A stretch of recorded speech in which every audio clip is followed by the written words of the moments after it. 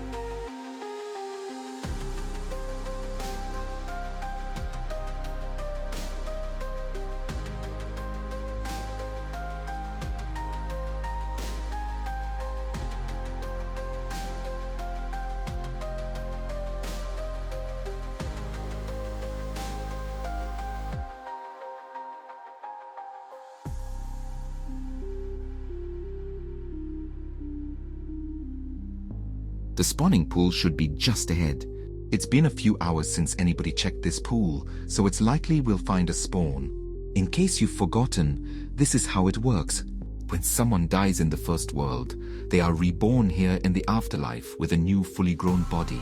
Those bodies appear in spawning pools, which we rescuers then pull out, and then we help transition them to their new lives. If we do our job right, we find them shortly after they spawn and everything works out well. But if they've been floating in a spawning pool for too long, they can suffer permanent defects. They can even die if left in a pool for long enough. Some would say the world is overpopulated and that we should just leave them to die. Ever since the medicinal powers of ether were discovered and immortality became a reality, that's been a major concern. But why should these lost souls suffer? Is it right to deny their chance at life just so we can be better off? Anyway, let's get going. Remember that every single soul we save is a small victory.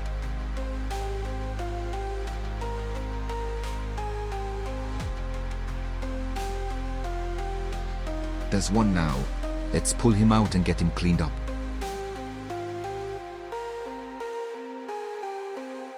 Seems healthy enough. Looks like he can stand and walk now. Now what? There's a town nearby called Minden. We'll bring him into town and get him set up there. He'll be fed, educated, raised to be a functioning member of society. Over the coming weeks, he'll regain some memories of the first world, and he'll learn to speak. When he's capable, the mayor will set him up with a job, and at that point, he'll be one of us. Just another man free to choose how to live his afterlife. Welcome to Hell, kid.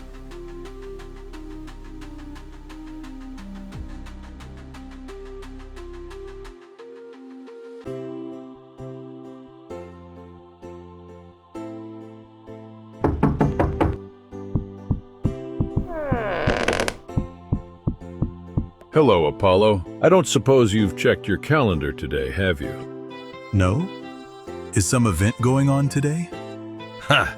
Some event. My boy, it's August 3rd. Exactly 1 year has passed since you were pulled from the spawning pool and joined us here in Minden Village. As is tradition, that means you are promoted to take on a much more important role in the village. From this day forward, you will no longer be the village blacksmith. Today, you become a demon summoner. You will be tasked with using your new powers to defend the village from the wild demons of the forest. Congratulations on your promotion. Thank you, Mayor. This is going to take quite some getting used to. From blacksmith to demon summoner in 1 day? Don't get too attached. If you do well as a demon summoner, I have much bigger work planned for you soon. And it's not like you've forgotten your crafting skills overnight. You can always use anvils like the one in your house to craft useful items for your demons. Be sure to try that out. In any case, Let's go and summon your first demon. Meet me up at the entrance to the forest. Head north past the inn, and I'll meet you there in a few minutes.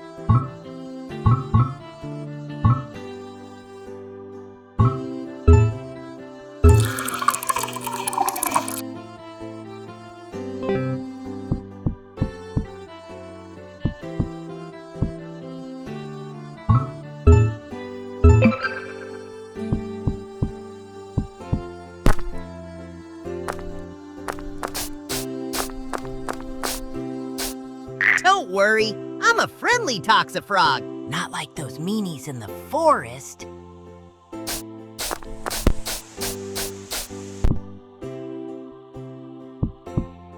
I am the village scholar now, which means I get to wear fancy robes and read about ether all day. Sound boring?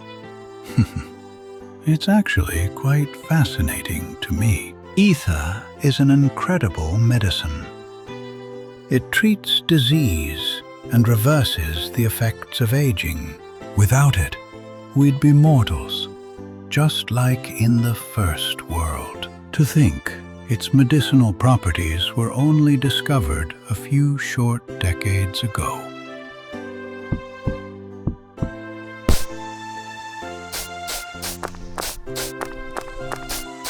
I've only been in the village for a few months, so I'm still a blacksmith. I sure would like to be a demon summoner. But on the other hand, I kinda like it here. And demon summoners usually move out of Minden after a while. I wonder where they go.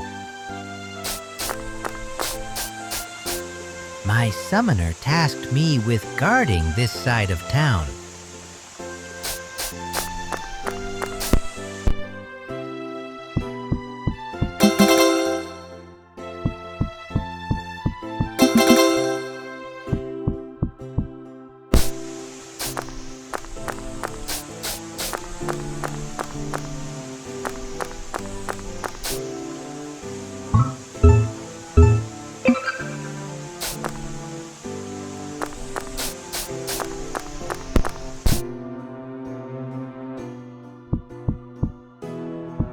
I hear you're becoming a demon summoner today.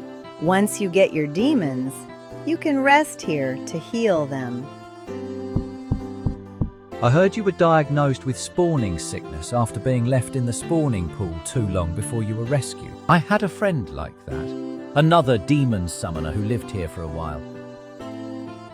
It wasn't so bad from what he told me. He just needed to inject an extra amount of ether every day to survive. One injection per day instead of the usual weekly injection we all get. It's amazing how ether can treat virtually any disease, making us all biologically immortal. I often wonder what this afterlife was like before immortality became a possibility. There's a curious bond that forms between you and your demons when they're contained within your subjugator. Your health becomes intertwined with theirs to an extent. Because of this, resting at an inn and rejuvenating your own body will simultaneously heal the demons you control.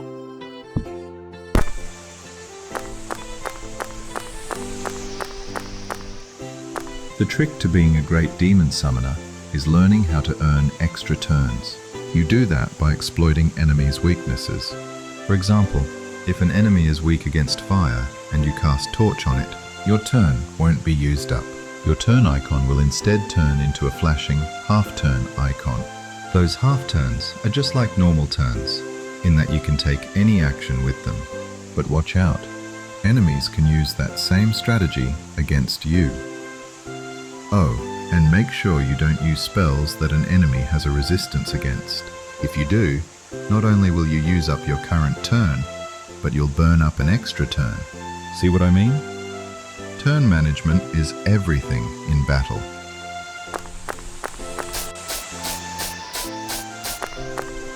The mayor captured me a few days ago. Before that, I lived a pretty wild life in the forest. Yeah, that's right. I'm the bad boy of this town. What? Why are you looking at me like that?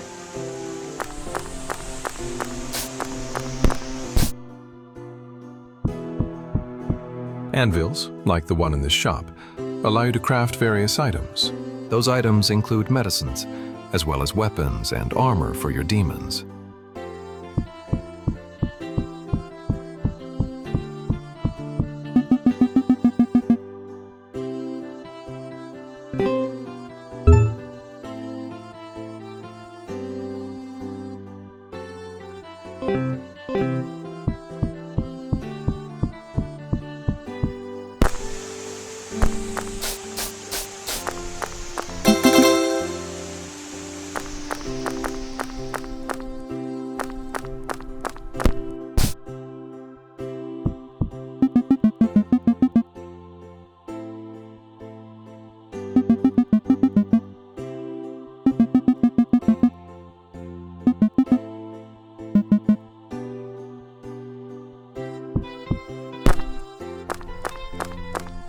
I hear you're a demon summoner now.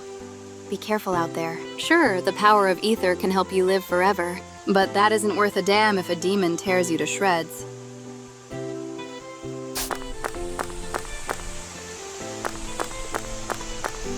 Every day when I awaken, I'm amazed by how beautiful the afterlife is. Everything is more vivid and colourful than it was in the first world. Life here feels heavenly at times. All right, let's get started. Take this subjugator.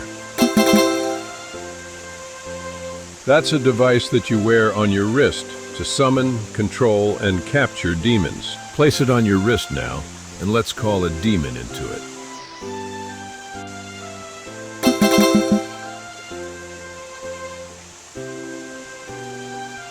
Now, you can choose one of 3 starter demons.